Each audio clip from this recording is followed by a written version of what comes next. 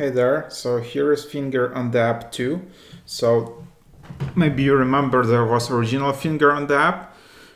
So just tap get and yep, but just be careful, it's 330 megabytes, the size of the app. So you need to have some free storage on your device. And there you have it. So you just need to tap your finger on the app for as long as you can, and then you can win some money. But I think the main event has been postponed, and you just need to follow for the new date later this year. So here is the app. That's how you install it on iPhone.